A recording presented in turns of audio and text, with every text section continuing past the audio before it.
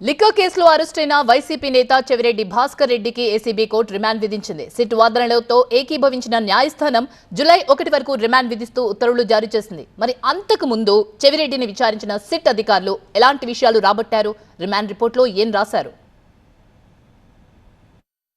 చెవిరెడ్డి వంతు వచ్చేసింది. AP liquor scam కేసులో ఇప్పటికే పలువురిని విచారించిన సిట్ అధికారులు ఇప్పుడు చెవిరెడ్డిపై ప్రశ్నల వర్షం కురిపించారు.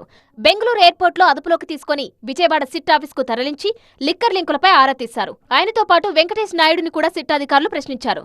లిక్కర్ స్కామ్లో కొన్ని కోట్ల రూపాయలు చెవిరెడ్డికి అందాయన్న సిట్ అధికారులు ఆ ఆధారాలను ఆయన ముందుంచి సమాధానం రాబట్టే ప్రయత్నాలు చేశారు. ఇక లిక్కర్ కేసులో ఇప్పటికీ చెవిరెడ్డిని A38గా, వెంకటేష్ నాయుడుని A34గా చేర్చారు. ఇటు చెవిరెడ్డి రిమాండ్ రిపోర్టులో కీలక విషయాలు వెల్లడించారు సిట్ అధికారులు. లిక్కర్ డబ్బులను గత ఎన్నికల్లో చెవిరెడ్డి ఖర్చు చేశారని రిపోర్టులో పేర్కొన్నారు. డబ్బుల పంపిణీ మొత్తం చెవిరెడ్డి ద్వారానే జరిగిందన్నారు.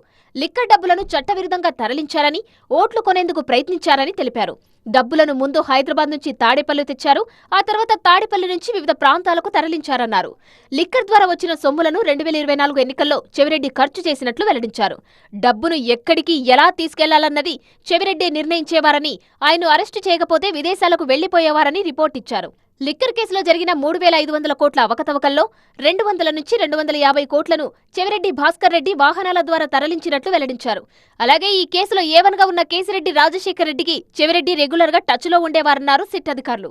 ఇక కోర్టులో ప్రవేశపెట్టే ముందు వైద్య పరీక్షల కోసం ఆసుపత్రికి తరలించగా సిట్ అధికారుల తీరుపై ఆయన ఆగ్రహం వ్యక్తం చేశారు. కనీసం నోటీసులు ఇవ్వకుండానే అరెస్టు చేశారంటూ ఫైర్ అయ్యారు. ఎప్పుడు పిలిచినా వస్తా, విచారణకు సహకరిస్తానన్న బలవంతంగా అరెస్టు చేశారని మండిపడ్డారు.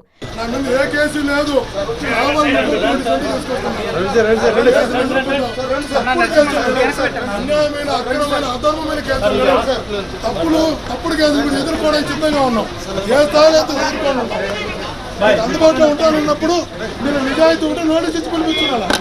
ఎఫ్ఐఆర్ కూడా లేదు పైన. మొత్తంగా చెవిరెడ్డి అరెస్టుతో లిక్కర్ కేసు కీలక మలుపు తిరిగింది. ఆయన రిమాండ్ రిపోర్టులో సంచలన విషయాలు వెల్లడించిన సిట్ ఎలా ముందుకెళ్తుంది, ఇంకెంతమందిని అరెస్టు చేస్తుందన్నది ఆసక్తికరంగా మారింది.